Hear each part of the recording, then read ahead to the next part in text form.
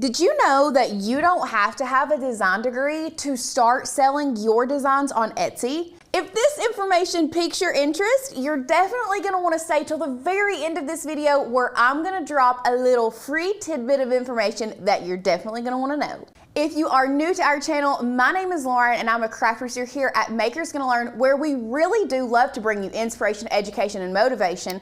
And most of the time it's concerning your Cricut machine, but we also love teaching you other crafty things, and we especially love teaching you how to make money with your crafts. With that being said, I'm going to be showing you exactly how you can make money on Etsy with zero design skills. So, how can you make money with no design skill and a little cherry on top without actually having to create a physical product? I would love to tell you how. And that is going to be with digital products. So there are lots and lots of digital products that you can sell on Etsy. So let's go ahead and hop over, and I want to show you a couple different things that you can sell and how to create them in Etsy so that you can start making money.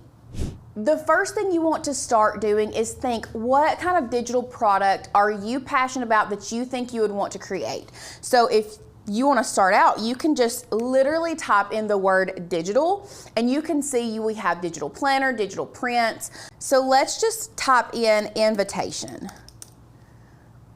And you can see there are invitation templates. You can do wedding invitations, just invitations. Now the cards, if you search invitation card, that's more or less going to be like a physical card, but let's just type invitation templates.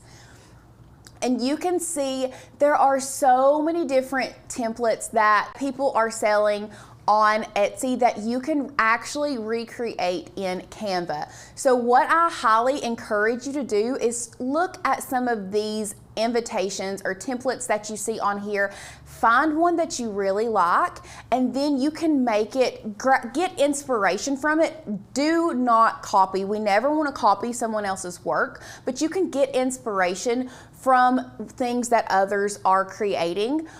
But what you need to do once you have decided from Etsy what you may want to create, we're going to hop back over to Canva. Now, here is where we are going to start creating our digital file, whether it be an invitation, digital art, so many different things you can do. So first thing we're going to do is go to create a design. Now you are going to want to create your design based on the size that you are going to be selling. Now, there is a lot of things that go into this, especially if you're going to be selling templates. I'm not going to go into all of the details about it, but if you want to know all the details, once again, stick around to the end, and I'm going to let you in on a little secret and something you're definitely going to want to sign up for if you want every single one of the details. So first thing we're going to do is we're going to start out with our size. So most invitations are going to be a 5x7, or if you want to, you can just type in invitation. And you can see it gives you lots of different options. So you can do a square invitation, you can do a portrait, or you can do a landscape. I think today we're gonna go with portrait, so we're gonna do the 5x7. So we're going to select that, and that is the size that's going to pop up. Now, you can see over here there are all kinds of templates that you can choose from. And the cool thing about it is you can even use these templates, change them up, make them your own, and you can use these templates as well as inspiration. So me personally, I'm really feeling the wildflower right now for some reason. I feel like it would be really cute. So like this one is absolutely stunning. I love this invitation, but I want to build it and really make it my own. So what I'm gonna do is I'm just going to use this as inspiration, and I'm just going to add a page here, and I'm going to start building from the bottom up. So the first thing I'm going to do is I'm going to go to elements, and I'm going to type in wildflowers, and from my graphics I'm going to choose the graphics that I want. I really like this corner piece, and I think I want to put the corner piece here and possibly even duplicate it, and we will flip it horizontally and vertically, and then put another little section here in the top, and we can even bring it, I think I want to bring it closer together like this. I'm loving this so far. Another thing that I want to look for is a background, because I want there to be a very light background behind it. Something maybe similar to this, possibly, because if you look up here, our background has like a watercolor background. This is one you can choose if you want it or not. You can see here, I'm just gonna make it very large, and then we're just going to send it back. I still think it's a little bit more than I want. Maybe if we move this here, we can even change the transparency so it's not as noticeable. We'll move this back here. I think I am gonna bring the transparency down just a little bit. And one cool thing you can do, because we can't change the color of this watercolor in the background, but you can go to these little arrows on the right-hand side of your screen. And what we can do is we can go to adjust, and we can adjust the temperature. So you can see I adjusted the temperature down to blue. You can change the tint of it if you want it more of like a purpley color. And then I really like this violet, but I think it is too much. So maybe if I go back to the opacity and bringing it down a little bit more, you can play around with it, make it your own, go back and adjust, find what you like, what you want it to look like. Truly, the world is your oyster at this point. You can make it whatever you want. You can bring the contrast up or down. So many different things you can do. Come back, we'll change the opacity a little bit more. So many different things you can do to adjust.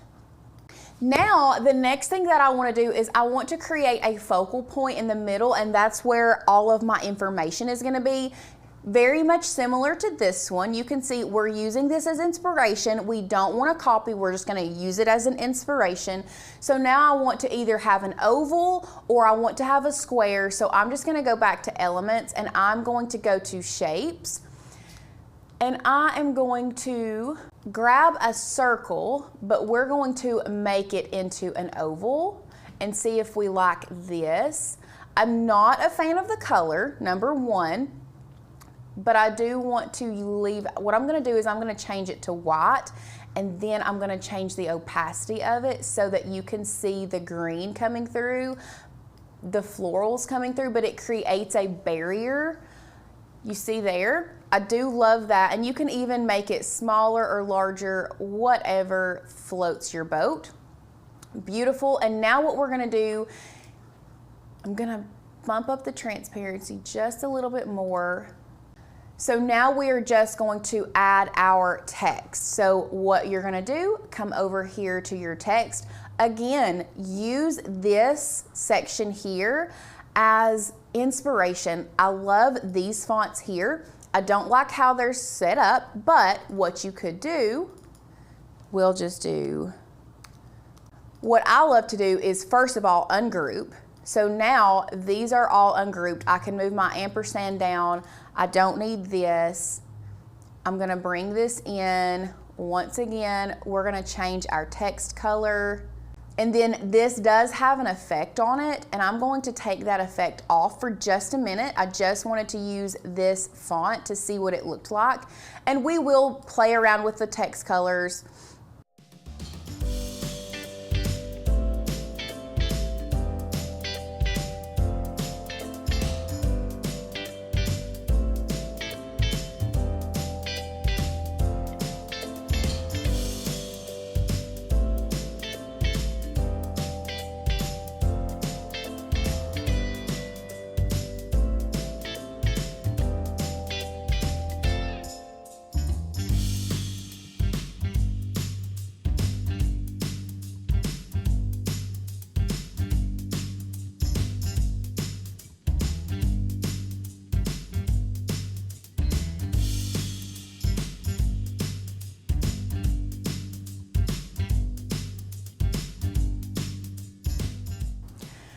So now that we have gone through the whole process of getting all of the information on this invitation, this one specifically, I made it to be a bridal shower. This one was my example. So now what we're gonna do is delete it. And y'all, I highly suggest you take inspiration from the templates that you see on Canva. Even using those templates and editing them to where you make it your own is a great place to start.